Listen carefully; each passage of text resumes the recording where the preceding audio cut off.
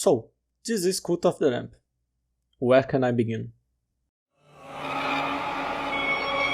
I think I have an idea. In Cult of the Lamp, you play as the Lamp, the chosen by a prophet to defeat the bishops of the Old Faith, in the name of your god, the one who waits.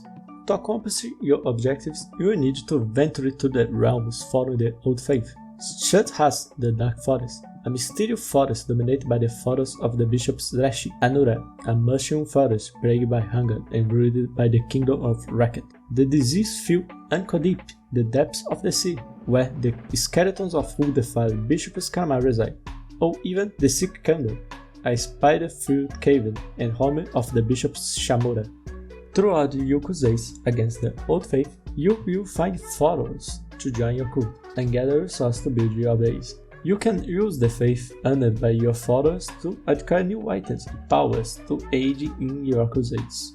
In resume, build a strong cult and you will become powerful.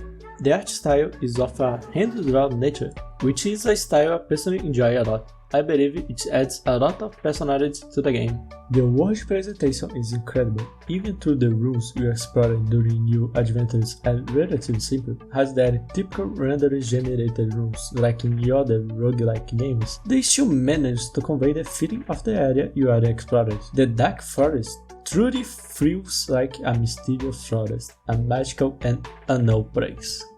The enemies usually have a simple design, as they are based on animals, such as frogs in Anura or spiders in the Sick Candle. Nevertheless, the design is still good and original.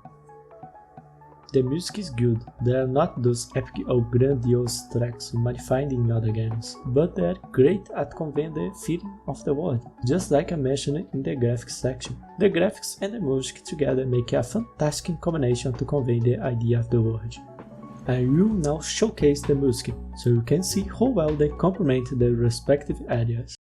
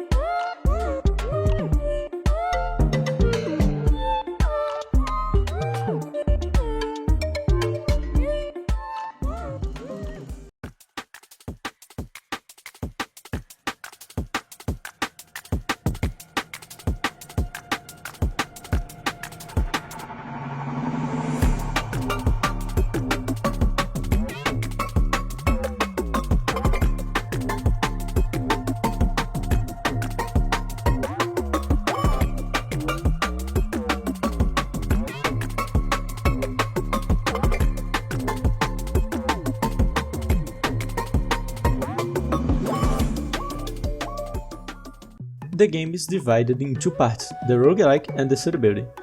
The roguelike part is the Crusaders, where you invade one lands controlled by a bishop. A random map is generated, consisting of event rooms and combat rooms.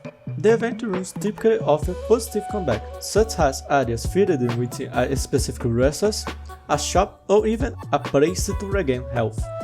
The combat areas come in two types. The first type is for recruiting new followers, where you have to fight against waves of enemies. Once you complete all waves, you can release a prisoner, and then he will join your cult.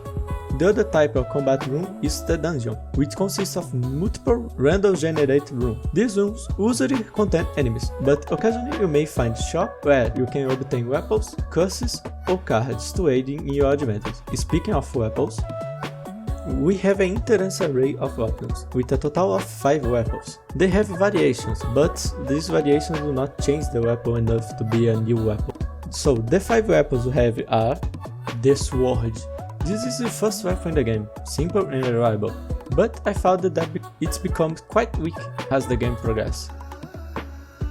The dagger. In theory, this is meant for those who prefer speed to damage, but I found that the dagger is just a better version of the sword. Its speed makes it a lot easier to control, and in some Crusaders I would find the daggers that dealt more damage than the sword.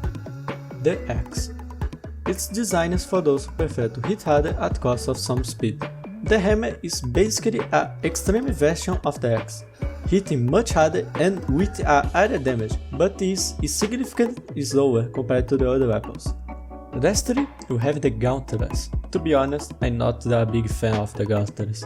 The mechanic involves around combos, where the initial hits are weak and the finals are strong. However, if you have to dodge in the middle of your attacks, it disrupts your combo, leaving you stuck with weak hits until you kill the enemy.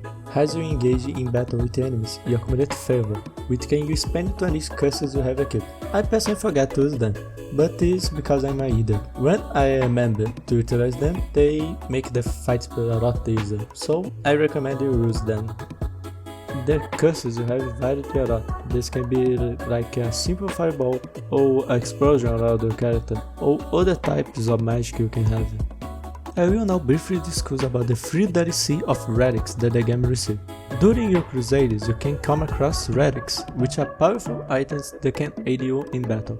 Each relic has a different effect, such as flooding your favor meter, freezing time, summoning an item storm, or even summoning a tentacle to attack your enemies. These relics can either work on a cooldown with different levels of speed, fast, medium or slow, or they can be fragile relics, which can be only used once. Once you use, they will break. The game offers a decent variety of enemies. It may not be the greatest variety of enemies in the world, but you also won't get tired of facing them, because each region has a specific type of enemies. So when you start to get tired of the enemies, you move to a new region and encounter new enemies to fight. For example, in the first region, you can encounter basic cultists and some bush monsters that can dash towards you. Then, as you progress to the second region, well, we don't talk about frogs, okay? Okay. In conclusion, Cult of the Lamp is definitely a good game, coming from someone who isn't the kind of person who like roguelike games. I have tried to play another roguelike games like Enter the Gungeon or Dead Cells, but I would often get distracted and stop playing after a while. I think it's the shield building aspect of Cult of the Lamp that kept me engaged, but it's not advanced enough to recommend to someone who solely enjoys the shield building and don't like roguelikes.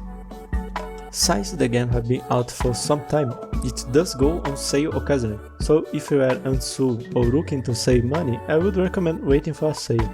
However, if you enjoy roguelikes and somehow haven't played this one yet, you can go ahead and push it without hesitation. This is all for this review. This was Thanatos, and see you next time.